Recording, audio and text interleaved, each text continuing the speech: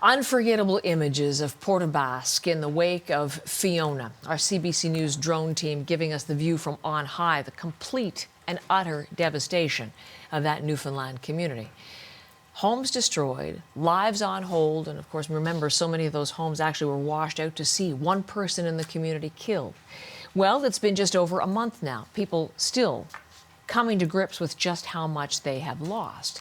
An opportunity for us today to revisit Port Basques and Malone Mullen, who is live with us this morning. Malone, looking at those pictures at the very worst of the aftermath, how has the situation changed? Well, just after Fiona, the focus really was on cleanup. There was just stuff everywhere. There were bits of houses, people's belongings just strewn all over the town. That was mostly due to that powerful storm surge, if you remember that. The sea and those waves just taking out everything in its path. That debris is all mostly cleaned up now that we're a month on from it. But we're at a point now where officials are trying to figure out which houses are livable and which houses are not livable. And that is the time-consuming task right now. So 100 houses, about that, were damaged by Fiona. People cannot go back inside until those inspections are done. I was told by the Red Cross yesterday that 59 people are still living in a hotel, countless others, dozens others, staying with friends and family. Tell us, Malone, a little bit more about those people as they wait to find out if they're ever going to be able to return to their homes. What's their situation right now? Right now, so yeah, Fiona, after Fiona, some houses just decimated.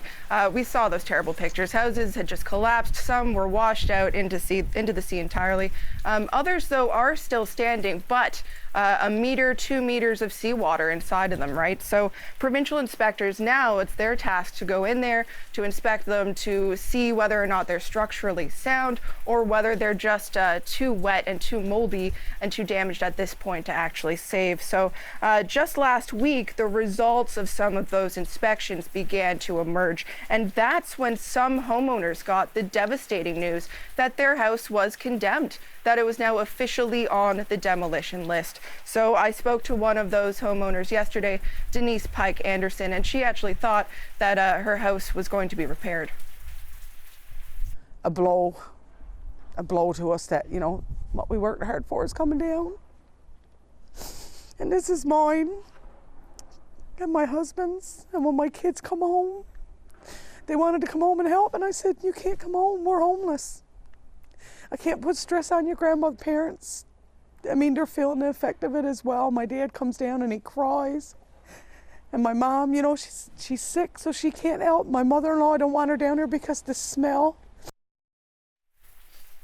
So as you just saw, it's an emotional time for many here still, 4 weeks later, 5 weeks later. A lot of people have been waiting all those weeks to find out whether or not they can return home. And in the last few days, they've learned that they now have to say goodbye for good. So now a new period of waiting begins, and that's waiting to find out how much relief funding they'll be getting from the provincial government, from the feds, so that they can begin to rebuild their lives. Malone, thank you very much.